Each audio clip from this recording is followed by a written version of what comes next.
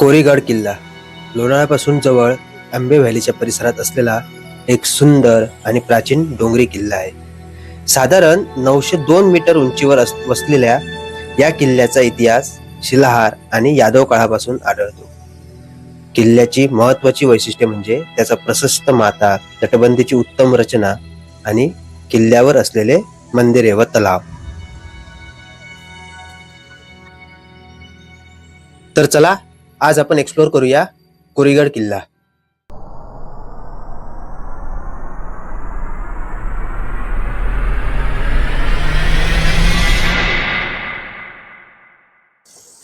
इथं अशी गाडी पार्क केलेली आहे.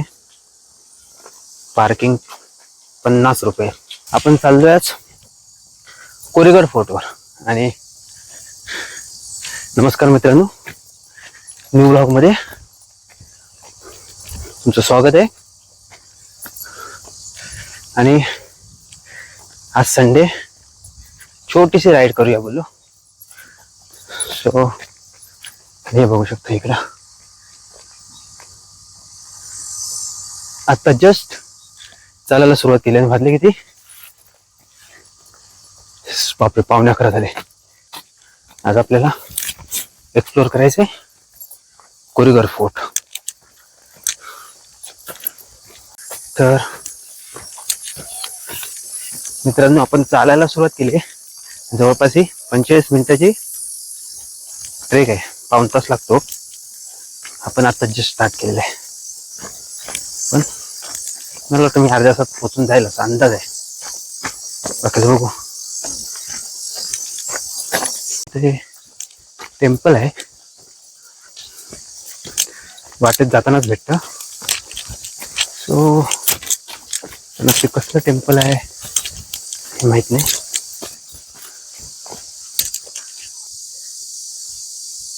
अशा मूर्ती आहेत. मूर्ती म्हणजे हे एक पिंडीच आहे. सो हे नक्की टेम्पल कसलं आहे बघायला लागेल. सो हे काही नियम वगैरे आहेत कोरीगडला जाताना. कुठल्याही प्रकारचा कचरा करू नये, दारू सिगरेट पिणं आढळल्यास सुडवण्यात येईल.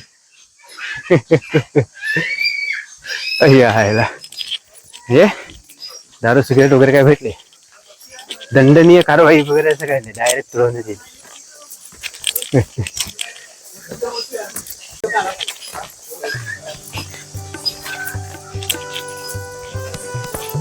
इथं असे तळ आहे. इसवी सन 1657 मध्ये छत्रपती शिवाजी महाराजांनी हा किल्ला स्वराज्यात सामील केला. या काळात कोरीगड किल्ला प्रामुख्याने कोकण मार्गावर नजर ठेवण्यासाठी तसेच लष्करी तळ म्हणून वापरला जात होता. किल्ल्यावर दिसणारी तटबंदी, बुरुज, दरवाजे यातील बरीच कामे शिवाजी महाराजांच्या कारकिर्दीत सुधारली आणि मजबूत करण्यात आली. तसं पाण्याचं टाक आहे आणि थंडगार पाणी आहे.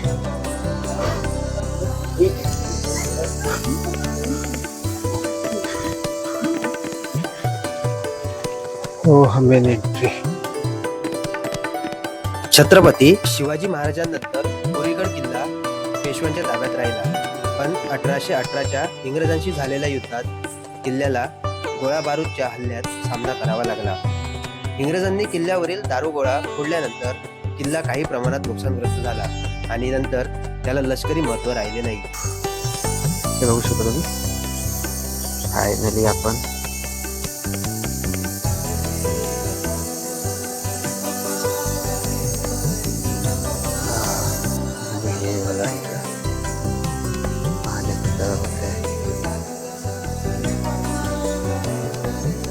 खालून दिसत होतं ना, पूर्ण एकदम क्लिअर दिसत आहे. तर मित्रांनो, आपण फायनली गडावर पोहोचलो. आज कोरीगड किल्ला ट्रेकर्ससाठी अतिशय लोकप्रिय ठिकाण आहे. किल्ल्याच्या माथ्यावर महादेवाचं मंदिर, पाले किल्ला, प्रशस्त तटबंदी, 2 मोठे तलाव, बुरुज आणि हिरव्यागार परिसरामुळे हा किल्ला वर्षभर पर्यटकांना आकर्षित करतो. तर आता गडाच्या इथे एक महादेवाचं मंदिर आहे, तिथं बसलोय शांत निवांत. आणि आता थोड्या वेळ जाईल, थोडं शांत वाटतंय. आणि मंदिर बघू शकतो, ते मस्त आहे.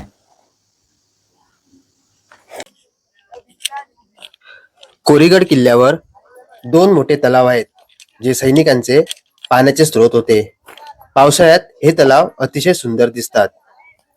किल्ल्यावर अनेक छोटे मोठे बुरुज दिसतात.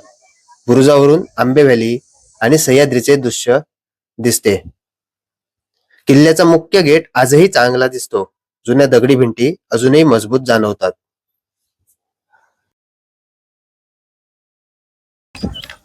हा, इकडे बघू शकता तुम्ही. इकडे दोन्ही साईडला तळ आहेत आणि आपल्याला तर असं चालत जावं लागणार आहे. आपण उलट आलोय. असं एक राऊंड होणार आहे पूर्ण. सो तळ्याच्या ठिकाणी थांबण्यात काही अर्थ नाहीये. सो आपल्याला आता जायचंय कुठं, एक राऊंड मारायचं पूर्ण फोर्टचं.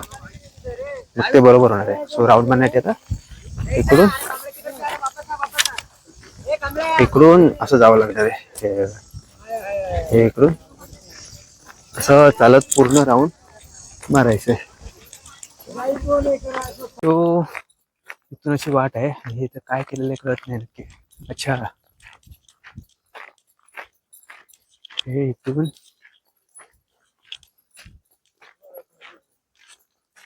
डोकर वगैरे आणायला हे असं. किल्ल्यावर जाताना वाटेत काही लोक दगड फोडायची कामं करत होती. ते दगड असा मोठा रोपे करून वर किल्ल्यावर बांधकामासाठी आणले जातात. तुम्ही बघू शकता खाली लोक कामं करतायत.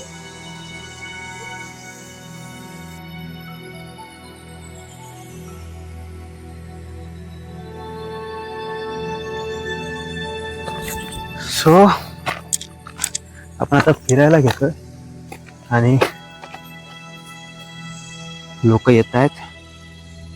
थोडीफार गर्दी आहे, जास्त अशी काही हे नाही.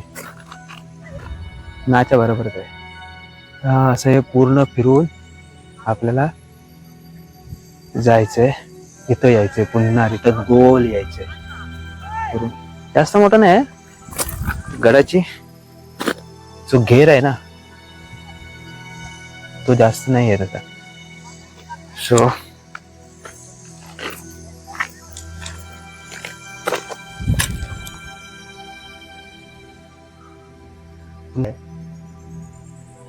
झेंडा करून आपल्याला पुन्हा यायचंय. एक चांगलं काय माहितीये, ह्या जास्त तसं म्हणजे ट्रेक हार्ड नाहीये. एकदम सिंपल सिंपल पण आहे ना, मीडियम आहे. लहान मुलांना वगैरे घेऊन येतात बरेच. म्हणजे बघा, तुम्ही विचार करू शकता. सो ट्रेक तशी हार्ड नाहीये, मस्त आहे. आणि जास्त वर पण तसं काही हे नाहीये. म्हणजे आता मागच्या मी हरिहर फोडला गेलो ना, तर तो मध्ये हार्ड होता थोडा. पॅच थोडे हार्ड होते. प्लस तिथं माकडं पण होते. तिथं काहीच नाहीये. चलताना पण इथे, पण तिथं फॉग होतं ना, भारी वाटत होतं. तिथे कसं आता ऊन आहे आणि ऊनमुळे उलट गरम गरम गरम होते. सो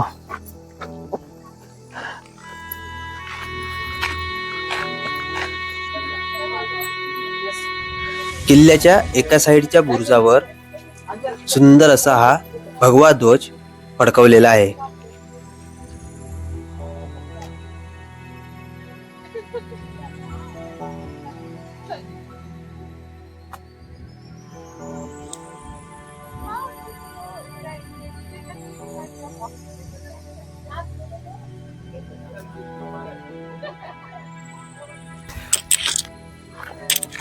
सो आपण आता लोक वगैरे येत आहेत जात आहेत, चालू आहे.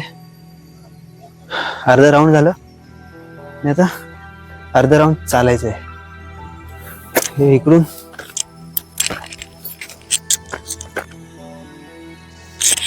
पूर्ण तटबंदी केलेली आहे भाई.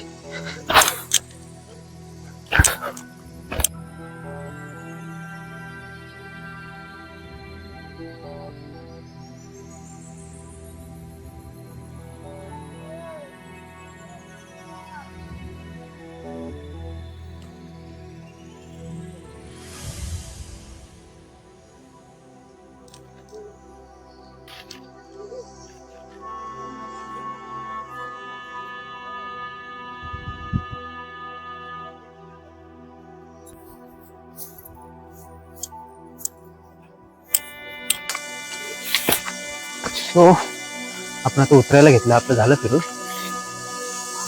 आपलं फिरून वगैरे झालं आणि आता उतरायला घेतलं आणि ऑलमोस्ट आलो पण आपण पोचायला आलो ऑलमोस्ट. आता जास्त टाइम नाही आहे. सो आता जायचं आहे. थांबलो तर टायगर पॉईंटला थोडासा रेस्ट घेतलं जाईल, तर तिथे पण पार्किंग चार्जेस आहे. सो ते 25-50 रुपये पार्किंग चार्जेस देण्यात काहीच मतलब नाही. सो बघू, थांबलो तर थांबेल. आणि ऑलरेडी मी येऊन गेलो टायगर पॉईंटला वगैरे येऊन गेलो आणि आता मगाशी येताना बघितलं तर काहीच नव्हतं, पूर्ण ऊन होतं, ना फॉग नव्हतं ना काही नाही. सो प्लॅन असा आहे की इथून उतरल्यावर आता डायरेक्ट घरीच जाईल. बघू आता कसं काय होतं ते.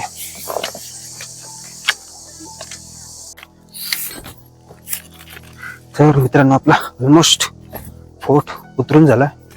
उतरायला का 20-25 मिनिटं लागतात, जायला एक 40 मिनिटं पकडून चला काठी लागले. उतरायला तर त्यापेक्षा कमी वेळ लागतो आणि तशी काही ट्रेक एकदम हार्ड नाही, सिम्पलच आहे. ऑलमोस्ट आपण आता पोचलो, जिथून स्टार्ट केलेलं तिथं पोचलो.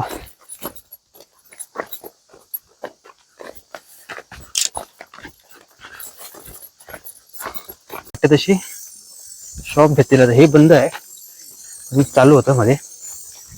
सो तसंच काय एकदम भूक लागली. हा थोडंसं कॉस्ट जास्त असेल नो डाऊट, बट गाडी इथं पार्क केलेली सावलीतच राहिली. सो पार्किंग सेंटर मधून आता जाऊ रिटर्न घरी. आता पनवेलला भेटेल थोडंसं ट्रॅफिक, बाकी नाही. सो भेटू लवकरच. आणि बघा इकडे जर कोरीगोल्डला पाहिजेच ना, रूम वगैरे अवेलेबल आहे. सो हा व्हिडिओ आवडल्यास लाईक करा, शेअर करा.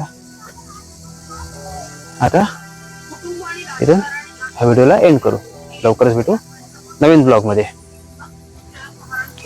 आणि इकडे पार्किंग वगैरे आहे बघा, मस्त इथं काही टेन्शन नाही.